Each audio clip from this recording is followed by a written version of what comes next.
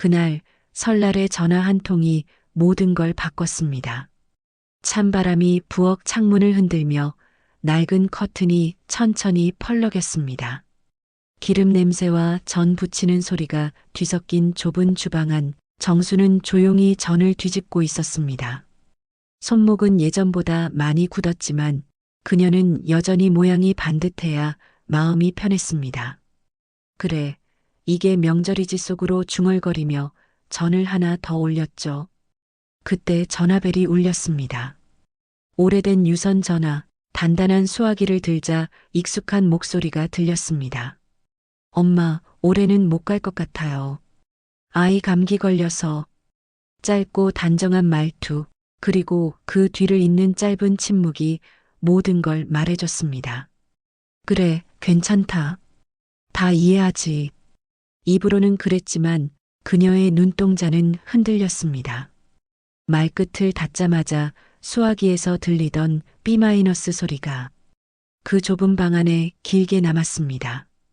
그녀는 수화기를 놓고 잠시 멍하니 섰습니다. 벽에 걸린 달력에는 설날 글자가 붉게 표시되어 있었죠. 작년에도 재작년에도 그랬습니다. 이번엔 오겠지 하며 밥상을 차렸지만 결국 차려진 건 혼자 먹는 밥상이었습니다. 주방 한켠엔 오래된 밥솥이 칙칙 소리를 내며 김을 내뿜고 방바닥에는 멈춘 시계가 누워 있었습니다. 정수는 시계를 바라보다 문득 웃었습니다.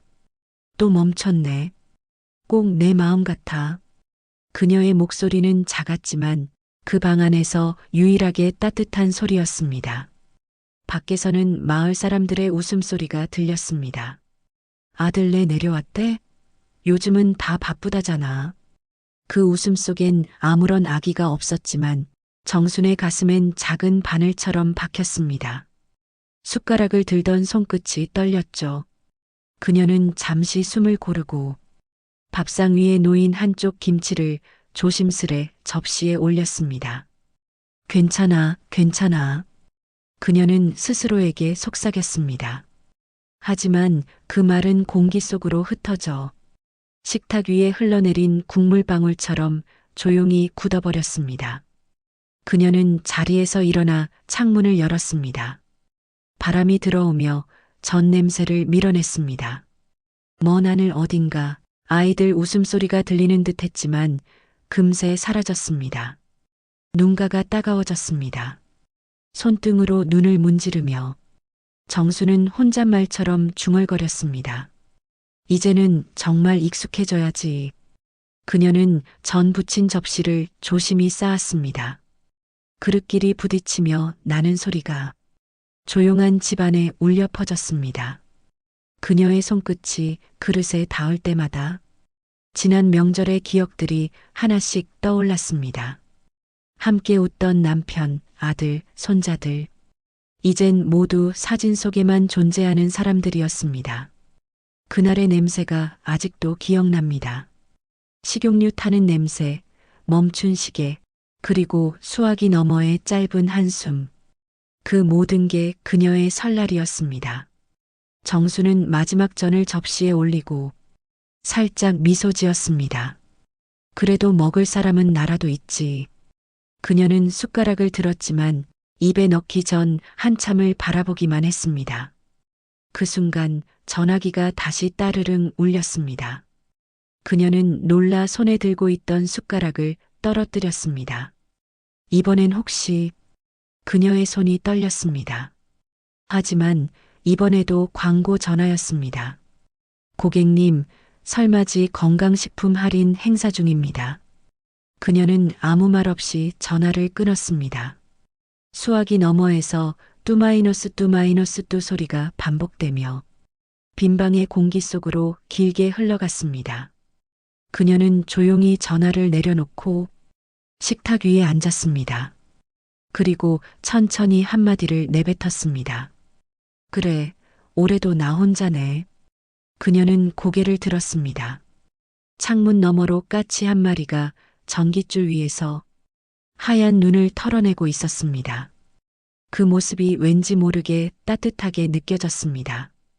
그래도 내일은 좀 나을지도 모르지. 그녀는 조용히 자리에서 일어나 벽에 걸린 가족 사진을 닦았습니다. 사진 속 웃는 얼굴들을 보며 살짝 미소 지었지만 그 미소엔 익숙한 쓸쓸함이 함께 묻어 있었습니다. 카메라는 천천히 뒤로 물러나며 좁은 부엌, 식탁 위의 그릇, 창문 틈새로 들어오는 희미한 햇살을 비춥니다. 그녀의 숨소리, 시계의 멈춘 초침, 그리고 까치의 울음이 어우러집니다. 여러분이라면 그 전화를 받았을 때 뭐라고 하셨을까요? 그녀는 그날 이후 전화기를 다시 보지 않았습니다. 전화기 옆에는 아직도 미지근한 찻잔이 놓여 있었습니다. 녹차 향이 식으며 차가운 공기 속으로 스며들었죠. 창문 밖으로 들려오는 까치의 울음이 오늘따라 더 가까이 들렸습니다. 정수는 벽에 기대어 앉아 조용히 시계를 바라봤습니다. 어제 멈춘 초침은 여전히 같은 자리를 가리키고 있었습니다. 참 세월도 지독하네. 그녀는 미소를 지었지만 그 미소는 바람결에 금세 흩어졌습니다. 점심 무렵 밖에서 사람들 말소리가 들려왔습니다. 바람에 섞여 들어온 웃음소리, 그리고 희미한 한 문장. 그 아들네, 이번에도 안 내려왔다더라. 그 말은 칼날처럼 얇고 매끄럽게 그녀의 마음 한가운데를 스쳤습니다. 정수는 젓가락을 쥔 손을 멈췄습니다. 그녀의 손끝에 힘이 들어갔고 젓가락 끝이 접시에 닿으며 짤랑 소리를 냈습니다. 소문이라는 건 참 쉽게 흩날리죠. 그녀는 작게 중얼거렸습니다. 마치 김처럼 뜨거운 밥 위에서 사라지듯이. 점심을 마친 뒤 그녀는 외투를 걸쳤습니다. 골목 어귀의 회관으로 향하는 길, 마을 사람들의 대화가 바람결에 따라붙었습니다. 그 아들은 서울서 잘 나간다더라. 며느리는 영어 잘해서 회사 다닌다잖아. 그래도 부모님은 좀 챙겨야지. 그녀는 고개를 숙였습니다. 길가의 무릉덩이에 비친 자신의 얼굴이 낯설게 느껴졌습니다. 그녀의 입술이 떨렸습니다. 잘 나가면 뭐해, 나한텐 안 오는데. 회관문을 열자 따뜻한 난로 냄새가 퍼졌습니다.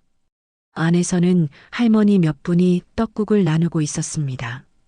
정순 왔나? 김 여사가 손짓하며 자리를 내줬습니다. 올해도 혼자 지냈다면서? 애구 속상했겠다. 그녀의 말투엔 연민이 섞여 있었지만 그 속엔 은근한 호기심도 함께 숨어 있었습니다. 괜찮아요. 이제는 익숙해요. 정수는 웃으며 말했지만 눈가의 근육이 미세하게 떨렸습니다. 김 여사는 떡국을 떠주며 말을 이어갔습니다. 아들이 성공했으니 효도 좀 받아야지. 그 며느리 참 예쁘던데 얼마나 똑똑하대? 정수는 그릇을 바라보다 조용히 수저를 내려놓았습니다. 그래요, 다 잘 됐으면 됐죠. 그녀의 목소리는 차분했지만 속에서는 작은 불씨가 피어오르고 있었습니다. 그 불씨는 말 대신 눈빛으로 번져 순간 회관의 공기가 조금 무거워졌습니다. 밖으로 나오자 찬 바람이 얼굴을 때렸습니다. 정수는 가슴께에 손을 얹었습니다. 방금 들은 말들이 하나하나 떠올라 가슴 속에서 파도처럼 일렁였습니다. 성공, 효도, 며느리. 그 단어들이 입안에서 맴돌았습니다. 그녀는 걸음을 멈췄습니다. 눈가가 젖어들었지만 눈물은 떨어지지 않았습니다. 괜찮아요. 그녀는 다시 한번 스스로에게 말했습니다. 하지만 이번에는 그 말이 공기 속에서 메아리처럼 되돌아왔습니다. 괜찮아요, 괜찮아요. 집으로 돌아오는 길, 까치 한 마리가 전깃줄 위에서 까악하고 울었습니다. 그 소리에 그녀는 고개를 들었습니다. 그래, 내가 말이라도 걸어주니 다행이네. 그녀는 웃었지만 그 웃음 뒤엔 서늘한 그림자가 드리워져 있었습니다. 집 앞에 도착하자 문 옆에는 작은 상자가 놓여 있었습니다. 누가 둔 것인지 알 수 없었죠. 갈색 종이에 묶인 낡은 끈, 모서리가 닳아버린 작은 상자. 그녀는 잠시 숨을 고르고 상자를 바라봤습니다. 누가? 그녀는 손을 뻗었다가 멈췄습니다. 차가운 바람이 불며 상자 위에 먼지가 흩날렸습니다. 그녀의 시선이 그 상자 위에 멈췄습니다. 그리고 그녀의 표정엔 다시 한번 익숙한 불안이 번졌습니다. 그녀는 상자 곁에 쪼그려 앉았습니다. 심장이 천천히 두근거리며 손끝으로 전해졌습니다. 그녀의 손이 상자 위를 천천히 쓸었습니다. 종이의 질감이 낡았고 끈은 금방이라도 끊어질 듯 약했습니다. 이건 누구의 마음일까? 그녀는 속삭이듯 말했습니다. 까치가 다시 울었습니다. 그 소리는 바람에 실려 멀리 퍼져갔습니다. 정순의 머리칼이 흔들렸고 그녀는 조용히 상자를 들어 올렸습니다. 여러분이라면 그 상자를 열었을까요? 그녀는 상자를 바로 열지 않았습니다. 그냥 오래된 친구처럼 그 곁에 앉았습니다. 집안은 이미 어둑해져 있었습니다. 창문 틈으로 스며든 노을빛이 상자 위로 길게 비쳤습니다. 먼지가 떠다니며 공기 중에 작은 별처럼 반짝였죠. 정수는 부엌에 전을 덮던 행주를 들고 상자 위 먼지를 조심스레 닦았습니다. 그녀의 손끝이 닿을 때마다 종이의 질감이 마치 피부처럼 느껴졌습니다. 참 오래됐구나. 그녀의 목소리는 낮았지만 그 안엔 이상한 따뜻함이 묻어 있었습니다. 그녀는 상자를 무릎 위에 올려놓고 바라봤습니다. 갈색 종이는 습기에 눅눅해 있었고 묶인 끈은 군데군데 달아 있었습니다. 그 끈을 만지는 손끝이 미세하게 떨렸습니다. 혹시 아들이? 그 생각이 스치자 가슴이 두근거렸습니다. 그녀는 천천히 상자를 돌려보았습니다. 어디에도 이름표도 글씨도 표시도 없었습니다.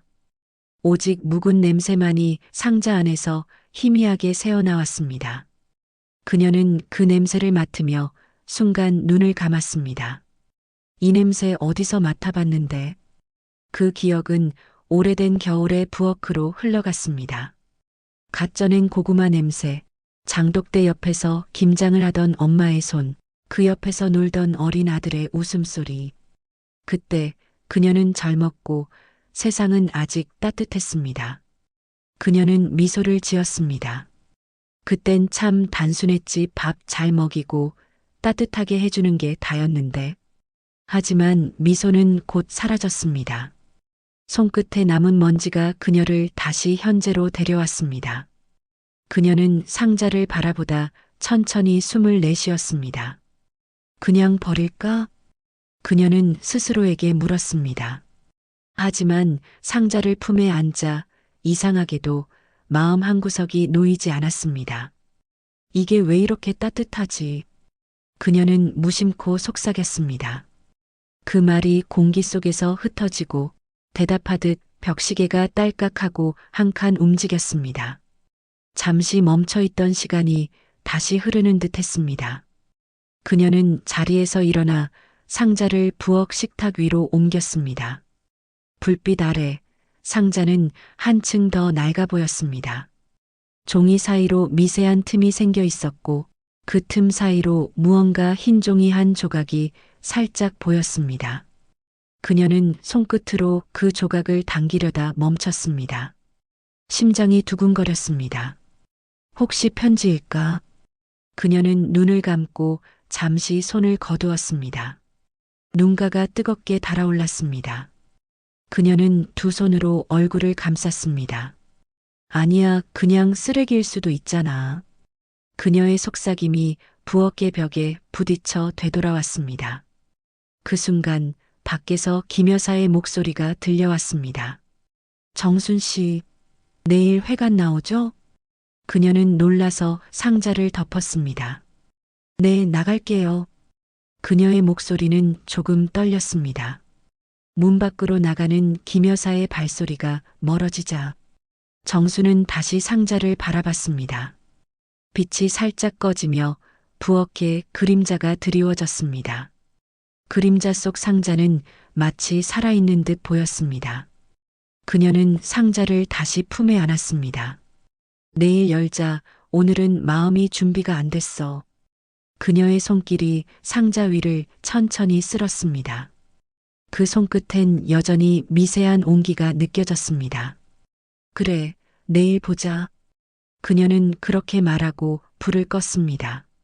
집안이 어둠에 잠기며 상자 위로 달빛이 조용히 내려앉았습니다. 카메라는 천천히 상자에 줌인합니다. 달빛이 종이의 결을 따라 흐르고 그 안에서 희미하게 봉투라는 글자가 드러납니다. 정수는 침대 옆에 앉아 벽에 걸린 가족 사진을 바라봤습니다. 내가 너무 기대한 걸까? 그녀의 눈가에 눈물이 고였습니다. 하지만 이번에는 흘러내리지 않았습니다. 그녀는 조용히 웃었습니다. 그래도 내일은 꼭 열어보자. 그녀의 눈빛엔 다시 작은 빛이 돌아왔습니다. 그 빛은 오래전 설날의 불빛처럼 따뜻했습니다. 여러분이라면 그 상자를 바로 열었을까요?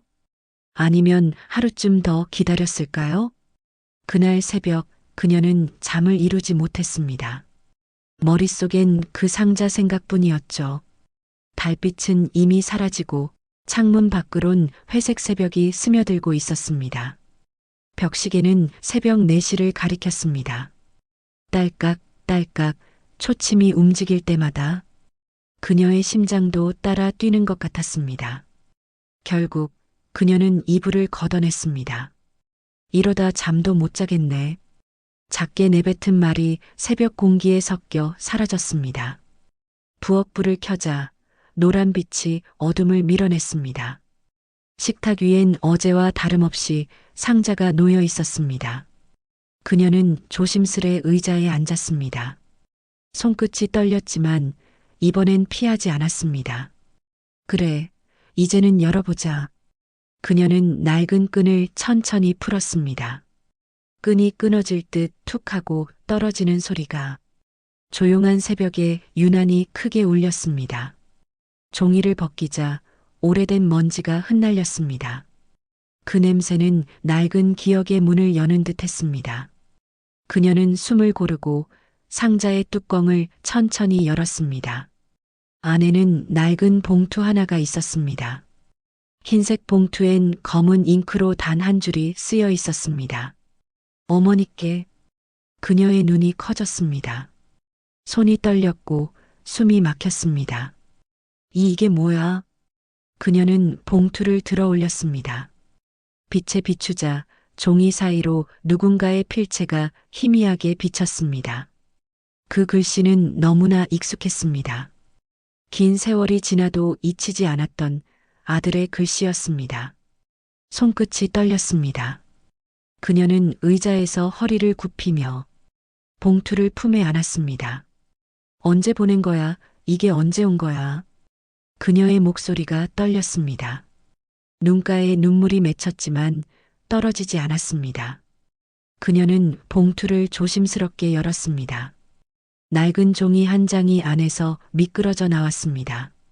그 종이엔 번진 잉크와 손때가 묻어 있었습니다. 그녀는 읽기 전 잠시 멈춰 섰습니다. 심장이 너무 빨리 뛰어 글씨가 흐릿하게 보였습니다. 숨을 한번 고르고 그녀는 그 글을 읽기 시작했습니다. 엄마, 이 편지를 쓰는 날 서울은 눈이 왔어요. 결혼하고 첫 명절이라 못 내려가요. 죄송해요. 하지만 엄마, 다음 설에는 꼭 같이 밥 먹어요. 내가 좋아하던 동태전도 같이 부쳐요. 그때까지 건강해야 해요. 사랑합니다. 민재. 그녀의 눈에서 눈물이 흘러내렸습니다. 그 편지는 오래된 종이었지만 글씨 하나하나가 생생하게 살아있었습니다. 이게 그때 보낸 거였구나.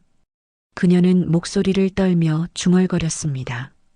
기억이 그녀를 덮쳤습니다. 몇 해 전 아들이 보냈다고 했던 택배가 주소 오류로 반송되었다는 이야기가 스쳤습니다. 그 상자가 그게 이거였구나. 누군가 잘못 배달한 채 세월 속에 방치되었던 것. 그녀는 편지를 가슴에 꼭 껴안았습니다. 그땐 그냥 기다렸는데 눈물이 떨어져 종이에 번졌습니다. 그녀는 얼굴을 두 손으로 감쌌습니다. 그 손 사이로 희미한 빛이 스며들었습니다. 방 안이 조용했습니다. 시계 초침이 다시 멈춘 듯 느려졌습니다. 그녀의 숨소리와 바깥의 바람소리만 들렸습니다. 그래도 이제 알겠네. 그녀는 눈을 감았습니다. 그 아이가 잊은 게 아니었구나. 그녀는 편지를 곱게 접어 상자에 다시 넣었습니다. 상자 뚜껑을 덮는 손길이 부드러웠습니다. 이번엔 슬픔보다 따뜻함이 남았습니다. 그래, 민재야 이제 괜찮다. 그녀는 그렇게 중얼거렸습니다. 불빛이 살짝 흔들리며 부엌을 비췄습니다. 그녀의 뺨 위에서 눈물방울이 천천히 마르고 그 자리를 미소가 대신했습니다. 그러나 카메라는 천천히 상자 속으로 주민합니다. 편지 밑에는 작은 사진 한 장이 남아 있었습니다. 그녀는 아직 그것을 발견하지 못했습니다. 사진 속에는 어린 민재와 그녀가 함께 웃고 있는 모습이 있었죠. 그리고 사진 뒷면엔 이렇게 쓰여 있었습니다. 그날의 밥상 다시 함께 하고 싶어요. 그녀는 아직 그 사진의 존재를 모른 채 창문 밖을 바라보며 눈을 감았습니다. 이젠 기다림이 덜 아프네. 그녀의 목소리가 바람에 섞여 흩어졌습니다. 카메라는 천천히 상자를 비추며 다음 이야기를 예고하듯 멈춥니다. 여러분이라면 그 편지를 읽고 어떤 마음이 들었을까요? 그녀는 오랜만에 깊은 잠에서 깨어났습니다. 그리고 한동안 아무 생각도 나지 않았습니다. 창문 틈으로 새벽빛이 희미하게 스며들었습니다. 부엌의 냄비 안에서는 식은 국물이 고요히 남아 있었고 식탁 위 상자는 여전히 그 자리에 있었습니다. 하지만 오늘의 상자는 어제와 달라 보였습니다. 빛을 받으며 마치 누군가의 온기가 스며든 듯 했습니다. 정수는 천천히 일어났습니다. 무릎이 시큰거렸지만 그녀는 의자에 기대지 않고 스스로 걸었습니다. 그래, 오늘은 괜찮을지도 몰라. 그녀는 물을 끓이기 위해 주전자를 올렸습니다. 칙칙 소리가 나며 김이 오르기 시작했습니다. 그 소리가 유난히 따뜻하게 느껴졌습니다. 그래, 나도 이렇게 살아있잖아. 그녀의 미소가 새벽빛에 비쳤습니다. 그녀는 찻잔을 꺼내며 상자를 바라봤습니다. 민재야, 내 마음은 받았어. 근데 나도 미안했어. 그녀의 목소리는 떨렸지만 그 떨림 속에 평온이 있었습니다. 그녀는 상자 속 편지를 다시 꺼내 햇살이 비치는 창가에 펼쳐놓았습니다. 잉크 자국이 빛을 받아 반짝였죠. 그녀는 손끝으로 글씨를 따라 읽었습니다. 다음 설에는 꼭 같이 밥 먹어요. 그 한 줄에서 그녀의 입술이 조용히 흔들렸습니다. 그때 널 붙잡았어야 했는데 내가 너무 자존심을 세웠지. 그녀는 고개를 숙였습니다. 눈물이 찻잔에 떨어졌습니다. 그 물결이 둥글게 퍼져나가며 반짝였습니다. 그녀는 편지를 접어 다시 상자에 넣었습니다. 이번엔 서두르지 않았습니다. 종이의 결 하나하나를 느끼며 마치 지난 세월을 정리하듯 곱게 접었습니다. 이젠 너를 탓하지 않을게. 그냥 다 그때는 그럴 수밖에 없었던 거야. 그녀는 혼잣말처럼 중얼거렸습니다. 그 순간 창문 밖에서 까치가 까악하고 울었습니다. 그녀는 고개를 들어 창문을 바라봤습니다. 햇살 속에 떠다니는 먼지가 빛을 받으며 반짝였습니다. 그녀는 미소 지었습니다. 그래, 오늘은 좋은 소식이 오겠구나. 그녀는 방으로 들어가 외출복을 꺼냈습니다. 회관에 들러 김 여사를 만나야 했죠. 어제의 떡국 그릇을 돌려줄 겸 이젠 그들의 시선이 두렵지 않았습니다. 이제 나도 나답게 살 거야. 그녀는 거울 앞에서 목도리를 매며 중얼거렸습니다. 얼굴엔 오랜만에 생기가 돌았습니다. 현관문을 열자 찬 공기가 볼을 스쳤습니다. 하지만 그 냉기 속에도 이상하게도 따뜻함이 느껴졌습니다. 길 위엔 눈이 살짝 녹아 작은 물웅덩이마다 하늘이 비쳤습니다. 그녀는 잠시 멈춰 발끝으로 물결을 흔들었습니다. 그 속에 반사된 하늘은 어쩐지 오래전 민재가 뛰놀던 그날의 하늘과 닮아 있었습니다. 그녀는 회관으로 향했습니다. 마을 사람들의 목소리가 들려왔습니다. 어머, 정순 씨 얼굴이 환해졌네. 그 상자 덕분인가 봐요. 그녀는 웃었습니다. 그냥 잠을 좀 잘 잤어요. 그 한마디에 사람들은 같이 웃었습니다. 김 여사가 다가와 떡국 그릇을 받으며 물었습니다. 그 상자 열어봤어요? 정수는 살짝 웃으며 고개를 끄덕였습니다. 응, 열어봤어. 오래된 마음이 들어있더라. 그녀의 말에 김 여사의 표정이 순간 부드러워졌습니다. 그녀는 회관을 나와 마을길을 걸었습니다. 햇살이 눈 위에 반사되어 반짝였고 그 빛이 그녀의 얼굴을 환히 비췄습니다. 그녀는 속삭이듯 말했습니다. 민재야, 고맙다. 그 목소리는 바람에 실려 멀리 퍼졌습니다. 카메라는 천천히 그녀의 뒷모습을 비추며 하늘로 시선을 올립니다. 하얀 구름 사이로 햇살이 내려오고 그 빛이 상자 속 편지를 다시 비춥니다. 그 편지 위엔 여전히 따뜻한 잉크 냄새가 남아 있습니다. 여러분이라면 지난 세월의 상처를 어떻게 용서하시겠어요? 그날 오후 정수는 오랜만에 창문을 활짝 열었습니다. 찬 공기가 방 안으로 밀려들었지만 그녀는 이불을 걷어내며 환히 웃었습니다. 그래, 이제 좀 숨통이 트이네. 창문 밖으론 까치 한 마리가 전깃줄 위에서 그녀를 내려다보고 있었습니다. 그래, 너도 나가라고 하는 거지? 그녀는 손을 들어 까치를 향해 인사했습니다. 식탁 위에 상자가 여전히 놓여 있었습니다. 그녀는 상자 옆에 놓인 편지를 다시 꺼냈습니다. 글씨는 희미했지만 그 한 줄은 여전히 또렷했습니다.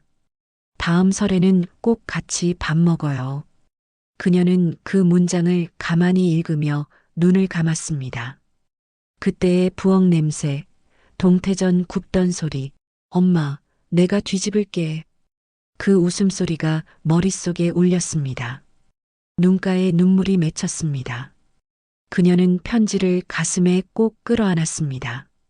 그래, 나 이제 기다리지 않을래. 내가 갈 거야. 이번엔 내가 간다. 그녀의 목소리가 방 안을 울렸습니다. 한 번도 크게 내지르지 못했던 소리, 그 안에는 세월의 울분과 그리움이 뒤섞여 있었습니다. 그녀는 장롱을 열었습니다. 오래된 외투, 낡은 가방, 그리고 구겨진 흰 손수건이 나왔습니다. 그녀는 그 손수건을 만지며 웃었습니다. 이거 민재가 초등학교 때 써줬던 거지. 그녀는 손수건으로 눈가를 닦고 외투를 입으며 거울을 바라봤습니다. 거울 속의 자신은 늙었지만 눈빛만큼은 젊은 시절의 정순과 닮아 있었습니다. 그녀는 서랍에서 봉투 하나를 꺼냈습니다. 몇 년 동안 모아둔 생활비였습니다. 손이 떨렸지만 그녀는 봉투를 지갑에 넣었습니다. 민재야, 이번엔 엄마가 내가 사는 세상을 보러 갈게. 그녀는 문 앞에 서서 신발끈을 묶었습니다. 신발은 닳고 낡았지만 오늘은 그 어떤 구두보다 단단해 보였습니다. 밖으로 나가자 겨울 햇살이 눈 위에 반사되어 눈부셨습니다. 그녀는 고개를 들어 하늘을 바라봤습니다. 그래, 오늘은 좋은 날이야. 마을 사람 몇이 지나가며 인사를 건넸습니다. 정순 씨, 어디 가요? 서울 좀 다녀올게요. 그녀는 환하게 웃었습니다. 아들 만나러요. 사람들은 놀란 표정을 지었지만 그녀의 눈빛에서 그 어떤 망설임도 느끼지 못했습니다. 버스 정류장 앞 바람에 날리는 머리카락을 손으로 눌러 담으며 그녀는 작게 중얼거렸습니다. 이젠 내가 갈 차례야. 버스가 도착하자 그녀는 주머니 속 편지를 한 번 더 쥐었습니다. 엄마, 다음 설에는 같이 밥 먹어요. 그 문장이 마음속에서 되살아났습니다. 그래, 민재야, 이번엔 내 밥상에 내가 갈게. 버스 안창가 자리에 앉은 그녀는 손에 편지를 쥔 채 창밖을 바라봤습니다. 논밭이 멀어지고 산이 작아지고 도시의 풍경이 가까워졌습니다. 도시의 회색빛이 유리창을 타고 들어올 때 그녀의 표정에는 긴장과 설렘이 함께 떠올랐습니다. 민재 얼굴 어떻게 변했을까? 그녀는 혼잣말을 했습니다. 눈가엔 미묘한 떨림이 스쳤습니다. 그건 두려움이 아니라 오랜 기다림이 만들어낸 진동이었습니다. 버스가 터미널에 멈춰 섰습니다. 그녀는 자리에서 일어났습니다. 손에는 여전히 상자와 편지가 들려 있었습니다. 이제는 내 차례야. 그녀의 목소리는 낮았지만 단단했습니다. 그녀는 천천히 발걸음을 내딛었습니다. 카메라는 그녀의 발을 따라가며 도시의 소음 속으로 녹여들어갑니다. 차량 소리, 사람들의 대화, 그 속에서도 그녀의 발걸음만은 확고했습니다. 여러분이라면 오랜 기다림 끝에 직접 찾아갈 용기가 있으신가요? 서울은 그녀가 기억하던 도시와 달랐습니다. 유리 건물들이 하늘을 찌를 듯 솟아 있었고 거리의 사람들은 바쁘게 걸음을 옮겼습니다. 정수는 작은 가방을 꼭 쥔 채 지도 앱을 켜놓은 휴대폰 화면을 들여다보았습니다. 민재 아파트 여기서 오른쪽인가? 그녀는 천천히 발을 옮겼습니다. 발밑의 인도는 반짝였지만 그 빛이 차갑게만 느껴졌습니다. 아파트 단지 입구에 도착했을 때 경비 아저씨가 그녀를 멈춰 세웠습니다. 어디 가세요, 어르신? 정수는 작게 미소 지었습니다. 아들 집에요. 민재라고 혹시 아세요? 아저씨가 컴퓨터를 보며 고개를 갸웃했습니다. 여기 세대는 맞는데 오늘 외출하셨네요. 그녀의 손이 살짝 떨렸습니다. 그래요? 아, 그렇군요. 그녀는 억지로 웃었지만 입술 끝이 흔들렸습니다. 혹시 집 앞까지만 가볼 수 있을까요? 네, 다만 호출배를 누르셔야 해요. 그녀는 고개를 끄덕이며 천천히 걸었습니다. 엘리베이터 안에서 거울에 비친 자신을 바라봤습니다. 괜찮아, 정순아. 그냥 얼굴만 보면 돼. 그녀는 중얼거렸습니다. 하지만 눈가에는 불안이 번지고 있었습니다. 띵! 엘리베이터 문이 열렸습니다. 복도 끝 1403호. 그곳이 아들의 집이었습니다. 그녀는 한참을 바라보다 작게 중얼거렸습니다. 민재야, 엄마 왔다. 그녀의 손이 초인종 위에서 머뭇거렸습니다. 손끝이 미세하게 떨렸습니다. 그리고 마침내 딩동. 문 안쪽에서 인기척이 났습니다. 발소리, 문고리 돌아가는 소리, 그리고 문틈 사이로 서연의 얼굴이 나타났습니다. 어머니? 그녀의 목소리는 놀란 듯 하지만 차가웠습니다. 서연아, 민재는 있니? 오늘 회의가 있어서 늦어요. 미리 연락 주셨으면 제가 모시러 갔을 텐데요. 정수는 순간 얼어붙었습니다. 아, 내가 갑자기 와서 미안해요. 서연은 문을 조금 더 열며 말했습니다. 요즘 민재가 많이 바빠서요. 회사 일도 그렇고 아이 학원도 있고. 그녀는 눈치를 보며 덧붙였습니다. 혹시 오늘은 그냥 돌아가시는 게 어떨까요? 정수는 아무 말도 하지 못했습니다. 그녀의 눈이 흔들렸습니다. 아니, 나 얼굴만이라도 보려고. 어머니, 정말 죄송해요. 다음에 꼭 내려뵙는다고 말씀드릴게요. 그녀의 입술이 떨렸습니다. 그래, 다음에. 그 말이 입에서 나오는 순간 눈가가 붉어졌습니다. 그녀는 억지로 미소를 지으며 고개를 끄덕였습니다. 그럼 그래, 나중에. 네, 어머니. 꼭 연락드릴게요. 문이 닫히는 소리가 났습니다. 철컥. 그 소리는 너무 가볍게 들렸지만 그녀의 가슴 속에서는 천둥처럼 울렸습니다. 복도엔 아무 소리도 없었습니다. 형광등 불빛만 희미하게 깜빡거렸습니다. 정수는 문 앞에 서서 잠시 멈췄습니다. 이게 내가 기다리던 세상이었나? 그녀의 목소리가 떨렸습니다. 눈물이 천천히 떨어져 바닥을 적셨습니다. 그녀는 천천히 상자를 품에 안았습니다. 손끝에 닿은 종이의 감촉이 낯설었습니다. 민재야, 엄마가 너무 늦었나 보다. 그녀는 웃으려 했지만 목이 메었습니다. 그때 문 안쪽에서 아이의 목소리가 들렸습니다. 엄마, 문 앞에 누가 있었어? 서연의 목소리가 낮게 들렸습니다. 괜찮아. 그냥 지나가신 분이야. 그 말에 정순의 눈빛이 흔들렸습니다. 그녀는 문을 바라보며 입술을 깨물었습니다. 지나가신 분이라. 그녀는 속삭이며 고개를 숙였습니다. 눈물이 다시 떨어졌습니다. 그래, 나도 언젠간 그렇게 됐겠지. 정수는 천천히 엘리베이터로 걸어갔습니다. 걸음이 무겁고 발소리가 복도에 길게 울렸습니다. 띵 문이 열렸습니다.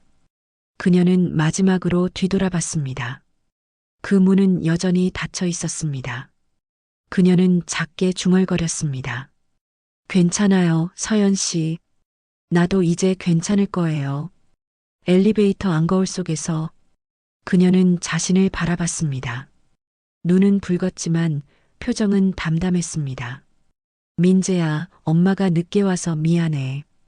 그래도 오늘 와서 다행이야. 그녀는 그렇게 중얼거리며 고개를 떨궜습니다. 엘리베이터 문이 닫히는 순간 그녀의 손에 쥐어진 상자에서 작은 사진 한 장이 떨어졌습니다.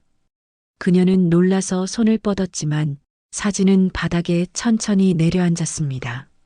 사진 속에는 어린 민재가 그녀의 품에 안겨 웃고 있었습니다.